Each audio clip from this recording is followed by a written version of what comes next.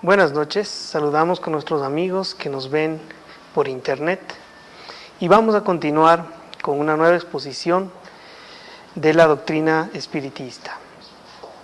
El tema que topamos la anterior clase, la anterior exposición, fue sobre el tema y el problema del mal.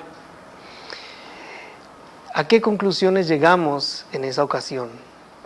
Habíamos visto a San Agustín, quien se plantea inicialmente ese problema y cuya solución había sido que el mal no existe.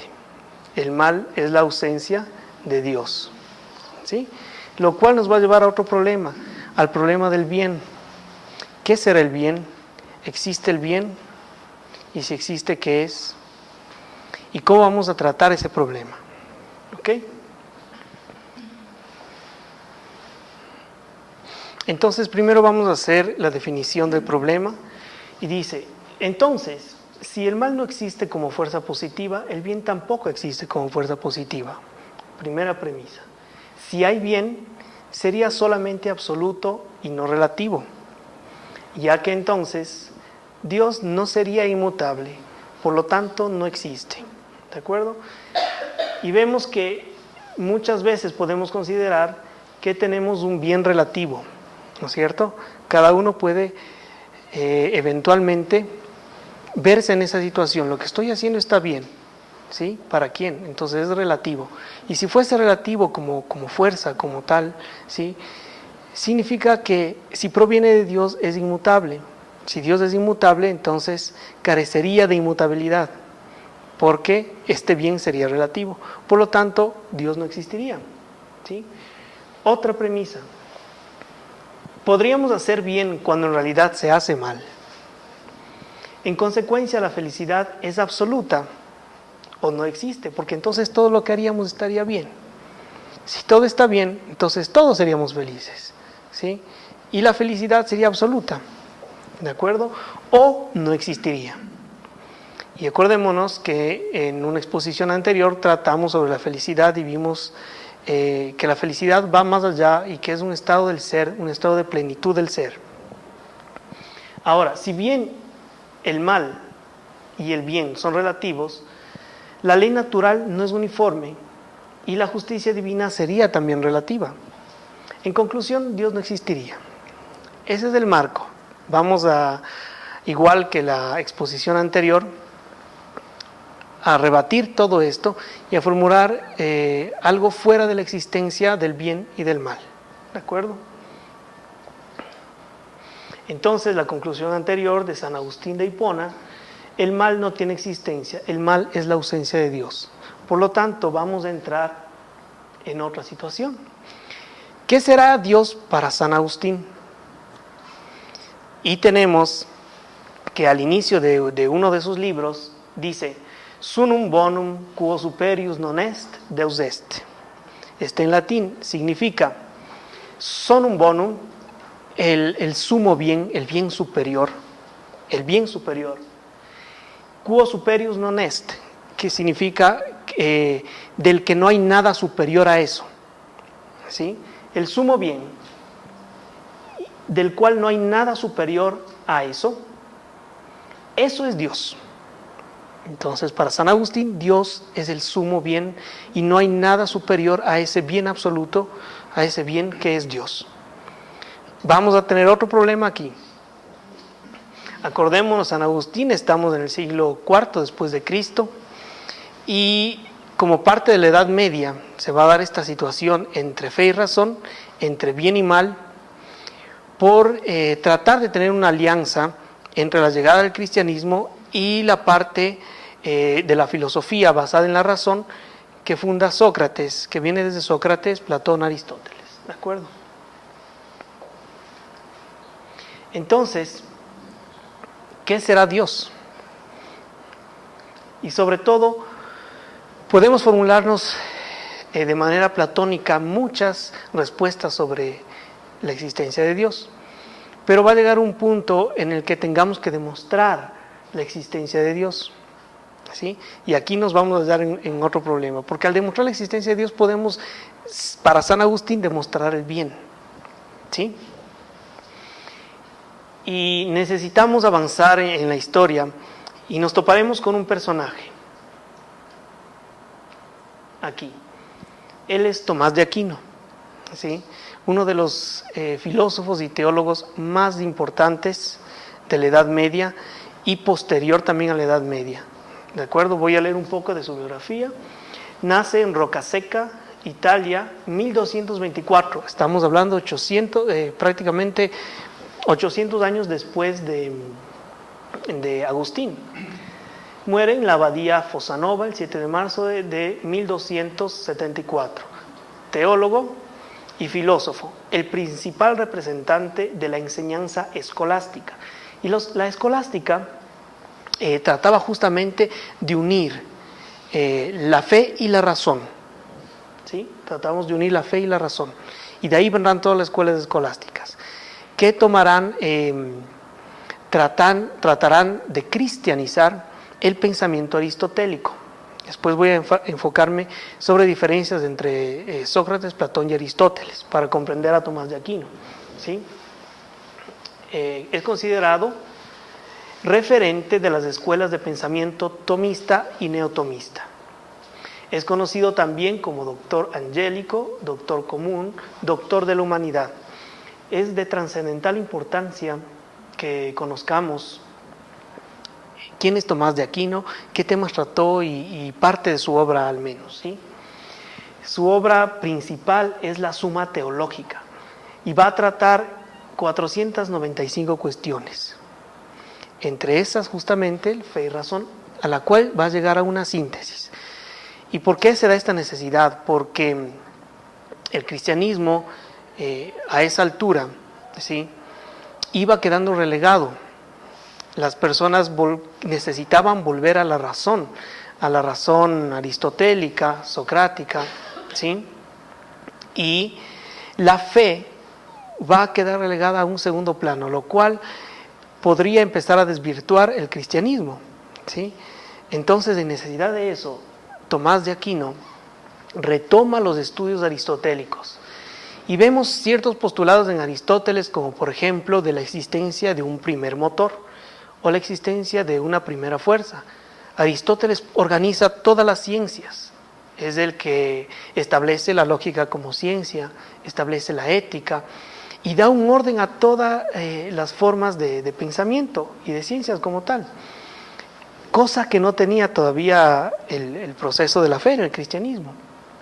Los del Islam, los musulmanes, se pondrán también atentos de esa situación y Averroes tomará nuevamente los textos de Aristóteles y traerá al Islam, pero con algunos errores que Tomás de Aquino advierte. De hecho, Tomás de Aquino pide que se haga una traducción directa de los libros de Aristóteles, es decir, sin pasar directamente del griego al latín, ¿sí?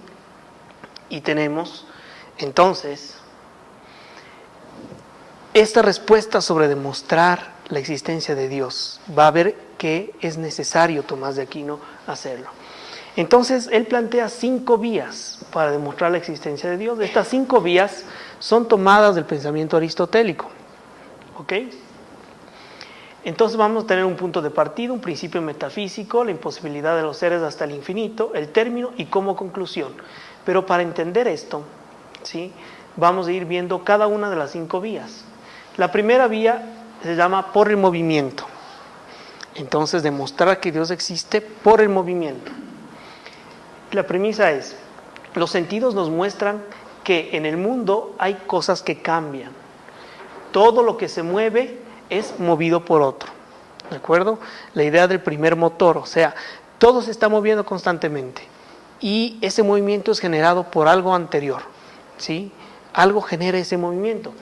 Entonces, en la serie de motores no puede seguir indefinidamente. Por lo tanto, debe haber un primer motor no movido por nadie, ¿sí? Y ese primer motor es Dios. El primer motor que genera movimiento de absolutamente todo y que no es movido por nadie.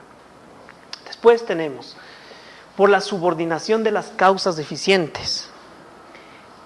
Y dice, la experiencia muestra que en el mundo sensible hay causas eficientes, o sea, la ley de causa y efecto, ¿sí?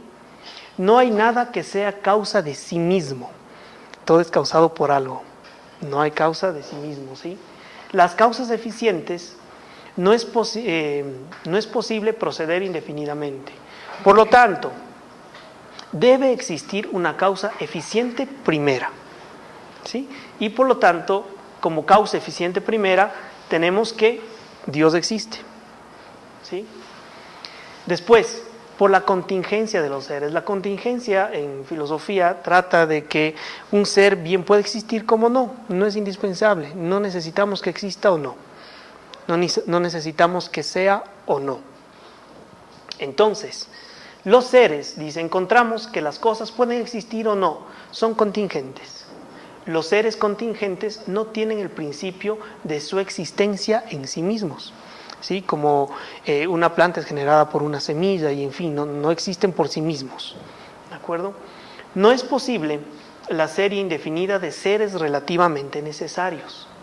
Entonces, debe existir un ser absolutamente necesario, ¿sí? O sea, algo que no sea capaz de estar en el punto de que exista o no, que es necesariamente tiene que existir.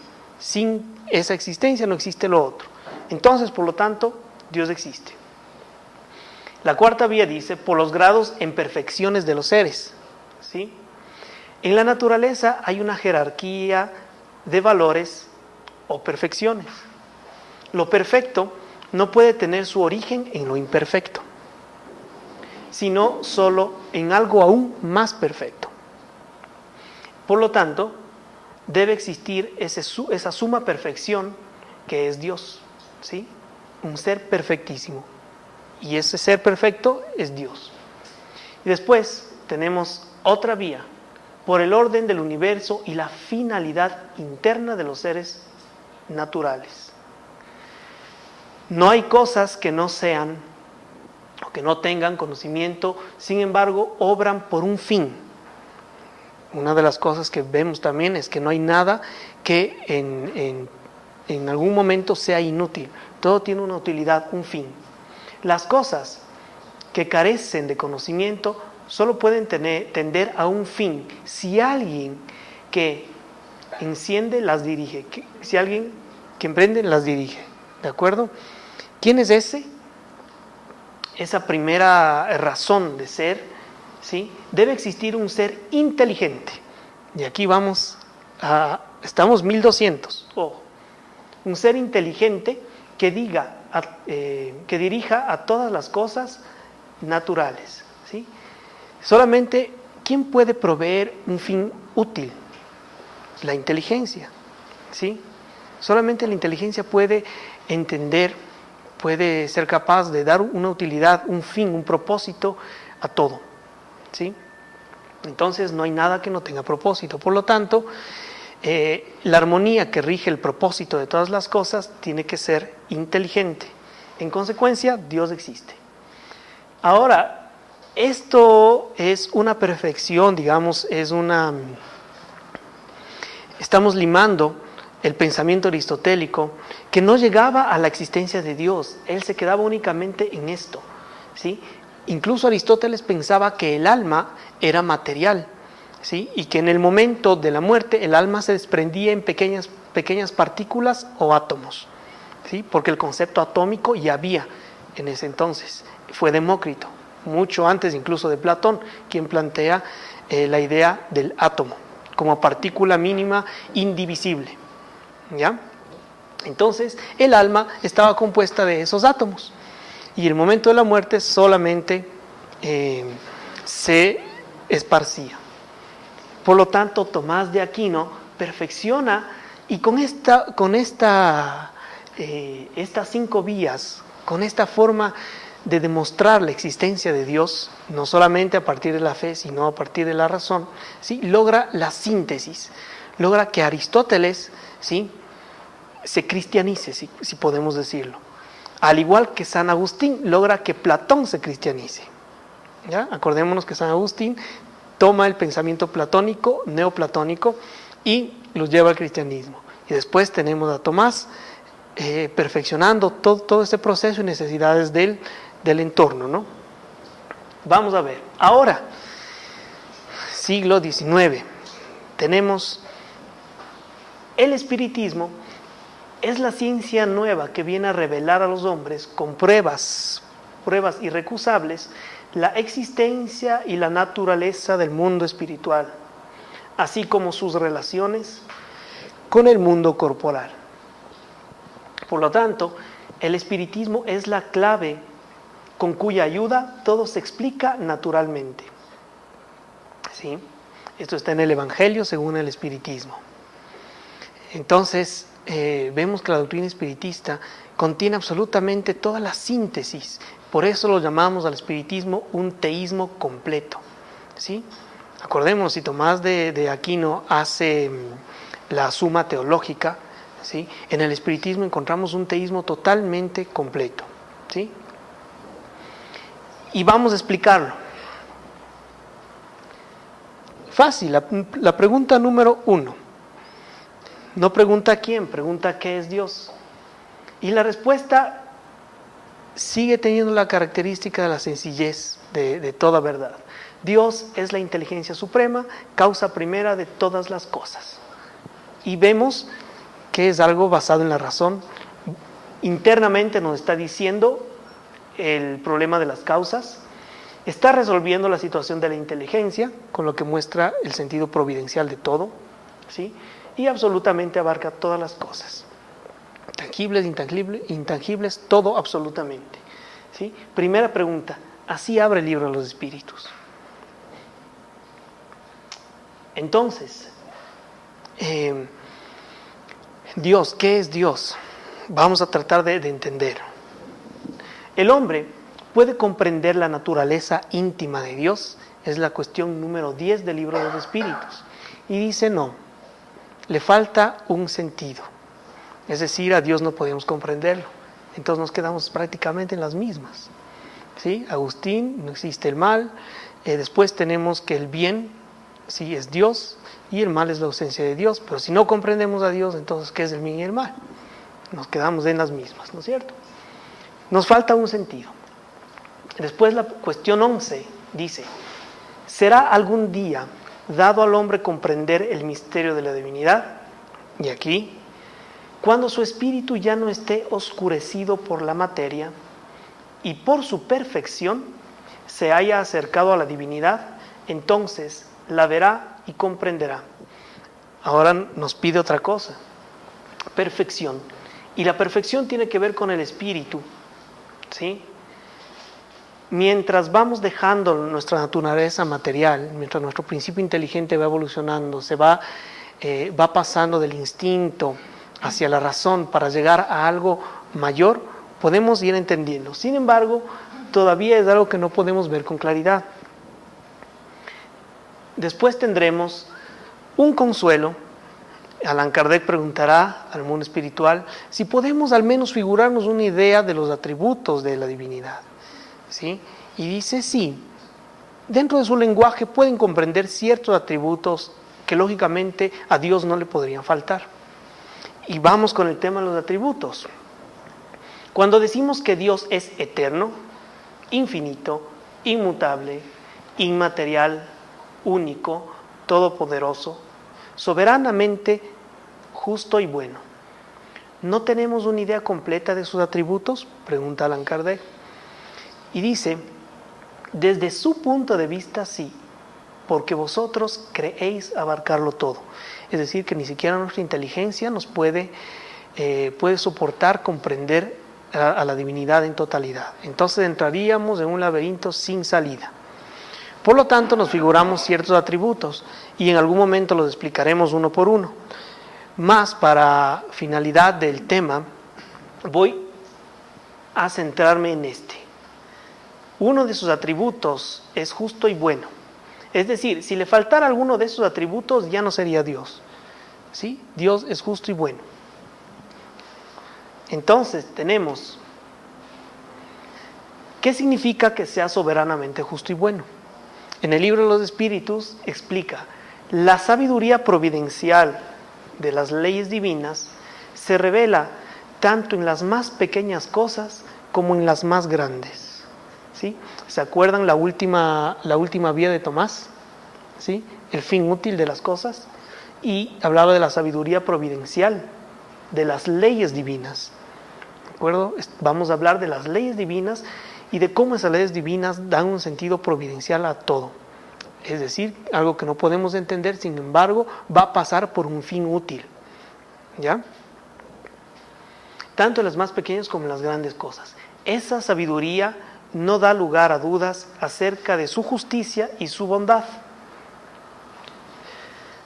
Ahora, comprendamos la justicia y la bondad. Tenemos otra situación. Veíamos que la manifestación de Dios, ¿sí?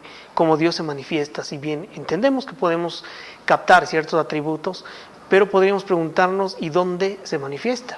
Y la manifestación de Dios la encontramos en la ley natural. Y en algún momento igual tomaremos el tema de la ley natural para estudio, pero ahora, ¿a qué ley natural correspondería la justicia y la bondad? Esto, soberanamente justo y bueno, ¿estaría en concordancia con qué ley? Exactamente, ¿sí? Y tenemos que es la ley número 10, la ley de justicia, amor y caridad, ¿sí? Para lo cual vamos a entender esta ley y cómo funciona. Entonces, habiendo llegado a este punto, podemos prescindir, ¿sí?, de la existencia del bien como fuerza y del mal como fuerza. ¿Se acuerdan? En la anterior exposición llegamos a la conclusión de que el mal no existe. Pues ahora podemos situarnos, vamos a prescindir de la existencia del bien también, ¿sí? Porque el hecho de que exista bien puede no existir. Entonces entraríamos en un problema. Pero si el bien no existe, si el bien y el mal no existen, entonces ¿qué existe? ¿Qué existe? ¿Sí? ¿Qué podríamos responder? Si el bien no existe, habría conformidad y mediocridad. Y si el mal no existe, es porque no estamos en este riesgo. ¿Ya? Vimos que la ausencia de las dos cosas estaban relacionadas a la divinidad, ¿sí? O la presencia de las dos cosas, tenían relación con la idea de Dios. Pero si Dios es la causa primera, ¿sí?, ¿cómo podríamos decir que tiene que ver con el bien y el mal? Tiene que ir mucho más allá de eso. Y para esto tenemos el amor, ¿sí? El amor va a ser la característica principal de la divinidad, ¿sí? Va a ser la fuerza, después Einstein lo llamará la fuerza universal, ¿sí? Fuera del amor es solamente idea del pensamiento humano. Tanto el bien y el mal está solo en nuestro pensamiento, por lo tanto es falible, ¿sí? El amor es la expresión de Dios, pero aún no concluimos. Aquí se presenta otro problema. ¿Alguien puede definir el amor? Quizá no. Quizá todos podamos definir el amor, ¿sí? Y todas las apreciaciones serían distintas. Más, entonces vamos a la siguiente pregunta. ¿Qué es el amor? ¿Sí? Nuestro pensamiento todavía no llega a captar qué es el amor. Tenemos referencias, de pronto el amor incondicional de la madre, ¿sí? Pero el amor como expresión de Dios, es decir, como expresión de esa inteligencia suprema, todavía no podemos abarcar. Vamos a entenderlo cuando desarrollemos ese sentido del que carecemos todavía. Entonces, vamos a encontrar en la doctrina espírita una solución cercana y posible, digerible para nosotros, ¿sí?, que se llama la caridad. Y aquí entramos a comprender la caridad como la expresión de ese amor, ¿sí? Por lo tanto, va a ser la caridad lo que demuestre el buen suceso de las cosas. Y tenemos en la pregunta 886. ¿Cuál es el verdadero sentido de la palabra caridad, tal como Jesús la entendía? Y la respuesta la hemos visto varias veces y dice: benevolencia para con todos, indulgencia para con las imperfecciones de los demás, perdón de las ofensas. Y vemos totalmente un compendio en la ética de Jesús, que sitúa al ser humano en una posición de esperanza primero. Por eso la doctrina, el mensaje de Jesús siempre va a tener esperanza. Nos va a dar la posibilidad de mirar hacia un porvenir, ya no tan indiferente, ya no tan fluctuante, sino más estable, más acorde a las leyes naturales mismo, ¿sí? Y otra vez volvemos al bien, ¿no? Pero tenemos otra situación. El amor y la caridad son el complemento de la ley de justicia, ¿ok? Porque al amar al prójimo es hacerte todo el bien y hacerle todo el bien que nos es posible y que querríamos que se nos hiciese a nosotros mismos. En ese sentido, ese es el sentido de las palabras de Jesús: amaos los unos a los otros. Entonces incluso Jesús nos dice: háganse el bien, dice amaos, ¿sí? Porque entraríamos en el bien, entramos a una situación relativa, ¿de acuerdo? Amaos los unos a los otros como hermanos. Y es así como la síntesis de todas las leyes está justamente: ama a Dios sobre todas las cosas y al prójimo como a ti mismo. Parte de eso, amaos los unos a los otros como hermanos. Después vamos a tener, ahora sí, venimos a otro tema difícil: ¿cómo aplicar la caridad o cómo darnos cuenta cuando hay falta de caridad? Porque eso sí puede haber, ¿sí? El amor, como expresión de Dios, no puede no haber amor, ¿sí? El amor no puede dejar de existir, al igual que Dios no puede dejar de existir, ¿sí? Sin embargo, para nosotros, la caridad sí podemos dejar de tenerla en cuenta, ¿sí? Y ahí es cuando viene todo un problema que nos va a alejar de esa plenitud que es la felicidad, ¿sí?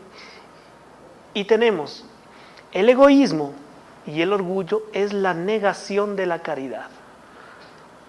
Podríamos entender también egoísmo y orgullo como el mal anteriormente, ¿sí? Y llegábamos antes a una conclusión de que el mal era la ignorancia. Y justamente de la ignorancia parte el orgullo y el egoísmo, ¿sí? Por lo tanto, el orgullo y el egoísmo van a negar la caridad. En consecuencia, el más grande obstáculo para la felicidad de los hombres, ¿sí? Y ahí tenemos otro tema. Entonces, ¿hay algún ser humano que por naturaleza no quiera la felicidad? No hay ningún ser humano. Todos queremos la felicidad. Pero sin embargo, también Jesús nos explica que la felicidad no es de este mundo. Y la doctrina nos esclarece que la felicidad es un estado de plenitud del ser, ¿sí? Lo que significa que es lo opuesto al sufrimiento. ¿Quién se siente pleno en el sufrimiento? Nadie, ¿sí? Entonces el sufrimiento va a ser lo contrario a la felicidad, ¿sí? La felicidad es la plenitud del ser. Después tenemos la gran frase ícono de la doctrina espiritista que dice: fuera de la caridad no hay salvación, ¿sí? Porque es algo que podemos comprender, pero tenemos que ir entendiendo por qué esta síntesis, ¿no? ¿Qué significa salvación? ¿Alguien está condenado y se va a salvar de algo? No. La frase dice así, más la explicación es: la salvación tiene que ver con la ausencia del sufrimiento, ¿sí? Entonces, ¿cómo el ser humano puede liberarse del sufrimiento? La única forma de liberarse del sufrimiento y llegar a la felicidad es a través de la caridad. ¿Sí? Hasta aquí. Tenemos al egoísmo como el antagonista de esa caridad. El egoísmo es la negación de la caridad. Ahora bien, sin caridad no habrá paz en la sociedad. Os digo más, no habrá seguridad. Con el egoísmo y el orgullo dándose la mano, la vida será siempre una carrera en la que triunfa el más astuto, una lucha de intereses en la que son pisoteados los más puros afectos, en la que ni siquiera se respetan los sagrados lazos de la familia. ¿De acuerdo? De aquí parte todo. ¿Sí? ¿Cómo negamos a Dios cuando actuamos de forma egoísta o con un interés personal? Este texto está tomado del Evangelio según el Espiritismo, en el capítulo número 11, que trata: fuera de la caridad no hay salvación. ¿Sí? Es un mensaje de Pascal Sens, 1862. Y ahora viene otro postulado. Dice: el egoísmo es la fuente de todos los vicios, ¿sí? Del mismo modo que la caridad es la fuente de todas las virtudes. ¿Okay? En la parte del hombre de bien y de la perfección moral que tenemos en el libro de los Espíritus, la parte número 3, va a estudiar sobre cómo el hombre de bien desarrolla y entiende las virtudes. Eso toparemos en algún momento. Y va a entender también los vicios.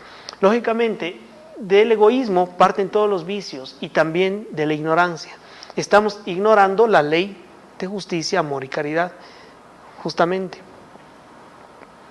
Luego tenemos, para sintetizar un poco, tenemos Dios,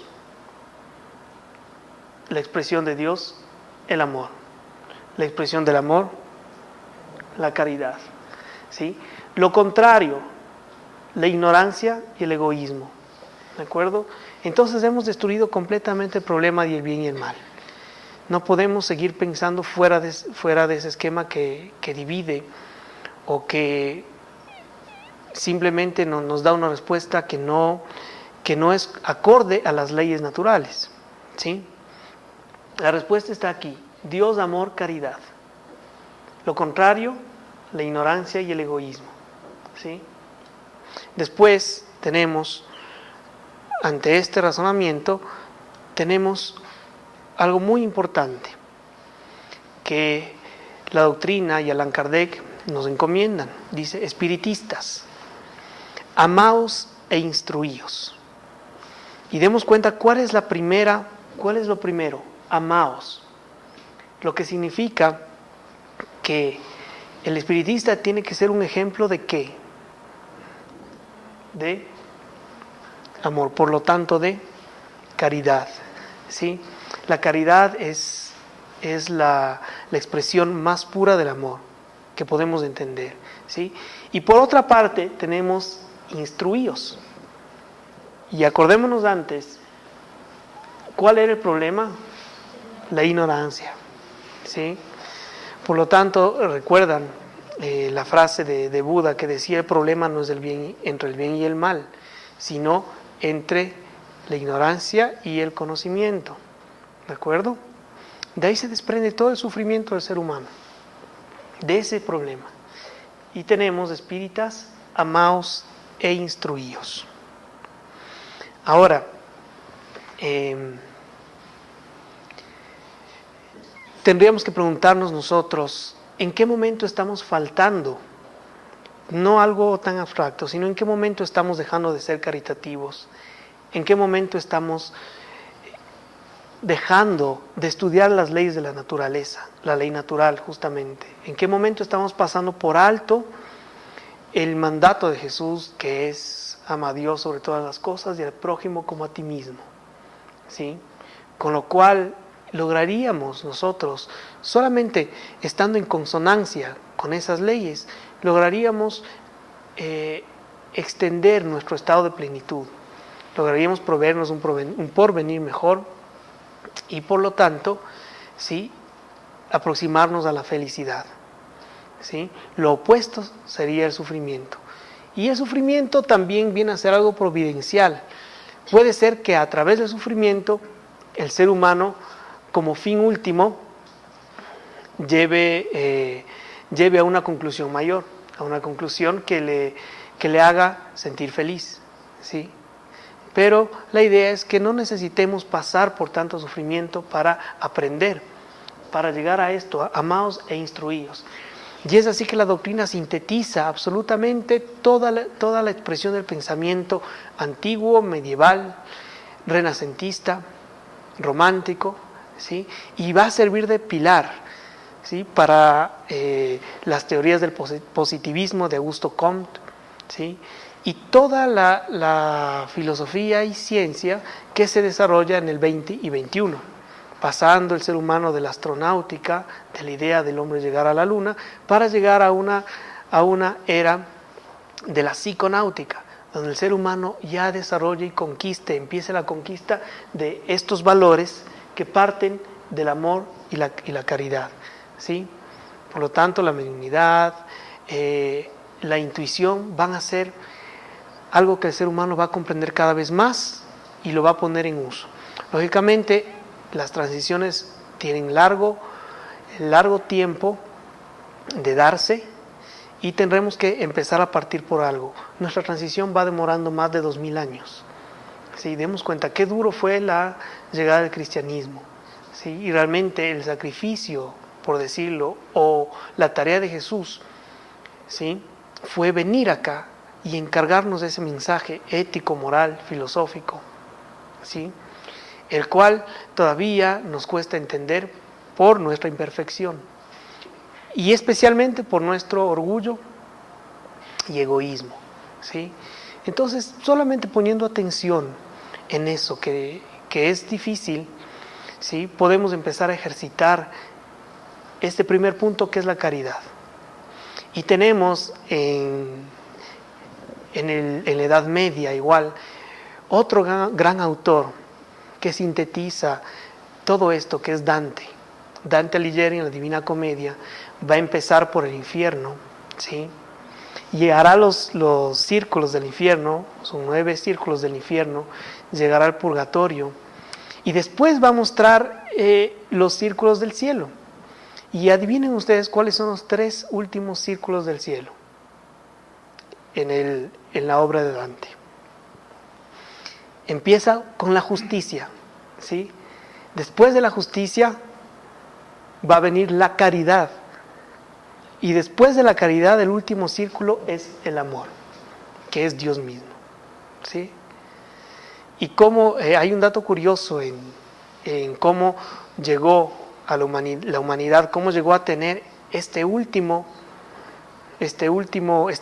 parte de la obra de Dante, ¿sí? Dante muere habiendo dejado únicamente el infierno y el purgatorio. Lo maravilloso del cielo estaba prescindido. Se manifiesta a su hijo, me parece que ya como su hijo, se manifiesta en un estado de mediunidad onírica. Dante se le presenta y le dice: hijo, la parte final de la obra está en tal lugar. El hijo despierta, recuerda el encuentro con el papá, va y busca, y en efecto estaba guardado donde el papá le indicó. Coge los textos y se completa así la Divina Comedia, ¿sí? Es una muestra clave del pensamiento medieval y de todo lo que va a ser luego, lo que nos podemos entender mejor en el libro, en el cielo y el infierno, ¿sí? Ahora, no podemos tener duda sobre el amor como expresión y la caridad como un recurso asequible al ser humano y el punto de partida para ese sumo bien, ¿ok? Les voy a compartir un texto en el que el científico más grande del siglo XX, le hace a su hija días antes de morir, ¿sí? Albert Einstein dice, Albert Einstein le dice a su hija: cuando propuse la teoría de la relatividad, muy pocos me entendieron. Y lo que te revelaré ahora, para que lo transmitas a la humanidad, también chocará con la incomprensión y los prejuicios del mundo. Te pido, aún así, que la custodies todo el tiempo que sea necesario, años, décadas, hasta que la sociedad haya avanzado lo suficiente para acoger lo que te explico a continuación. Hay una fuerza extremadamente poderosa para la que hasta ahora la ciencia no ha encontrado una explicación formal. Es una fuerza que incluye y gobierna a todas las otras, y que incluso está detrás de cualquier fenómeno que opera en el universo y aún no haya sido identificado por nosotros. Esa fuerza universal es el amor. Continúa. Cuando los científicos buscaban una teoría unificada del universo, olvidaron la más invisible y poderosa de las fuerzas. El amor es luz, dado que ilumina a quien lo da y recibe. Da y recibe. El amor es gravedad porque hace que unas personas se sientan atraídas por otras. El amor es potencia porque multiplica lo mejor que tenemos y permite que la humanidad no se extinga en su ciego egoísmo. ¿Sí? El amor revela y desvela. Por amor se vive y se muere. El amor es Dios y Dios es amor. Esta fuerza lo explica todo y da sentido en mayúsculas a la vida. Esta es la variable que hemos obviado durante demasiado tiempo, tal vez porque el amor nos da miedo, ya que es la única energía del universo que el ser humano no ha aprendido a manejar a su antojo. Para dar visibilidad al amor, he hecho una simple sustitución de mi ecuación más célebre.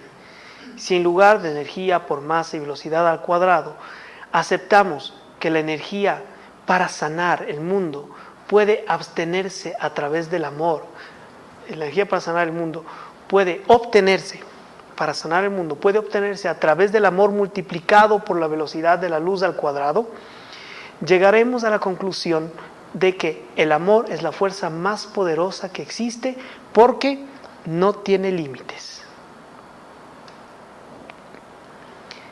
Después continúa, dice: tras el fracaso de la humanidad en el uso y control de las otras fuerzas del universo que se han vuelto contra nosotros, es urgente que nos alimentemos de otra clase de energía.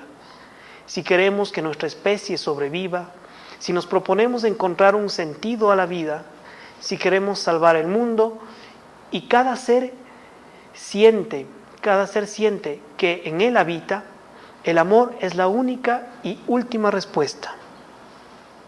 Quizá aún no estemos preparados para fabricar una bomba de amor, un artefacto lo bastante potente para destruir todo el odio, el egoísmo y la avaricia que asolan el planeta. Sin embargo, cada individuo lleva en su interior un pequeño pero poderoso generador de amor, cuya energía espera ser liberada. Y tenemos: cuando aprendamos a dar y recibir esta energía universal, querida Eliezer, comprobaremos que el amor todo lo vence, todo lo trasciende y todo lo puede, porque el amor es la quinta esencia de la vida. Lamento profundamente no haberte sabido expresar lo que albergaba mi corazón, que ha latido silenciosamente por ti toda mi vida. Tal vez sea demasiado tarde para pedir perdón, pero como el tiempo es relativo, necesito decirte que te quiero y que gracias a ti he llegado a la última respuesta. Tu padre, Albert Einstein. ¿Sí? vemos cómo los planteamientos de la doctrina, ¿sí?, van a ser entendidos por el gran científico del siglo XX. ¿De acuerdo? Y dos cosas súper claras, muy lúcido el concepto. El amor, el gesto de dar y recibir, ¿sí?, que es expresión de la caridad. Caridad en el recibir, caridad en el dar. ¿Sí? El dar es caridad, el dar moral, el dar material. ¿Sí? Y como oposición a esto tenemos el egoísmo proveniente del orgullo y de la ignorancia. ¿De acuerdo? Está todo sintetizado en la doctrina y constatado por Albert Einstein. ¿De acuerdo? ¿Tenemos alguna pregunta?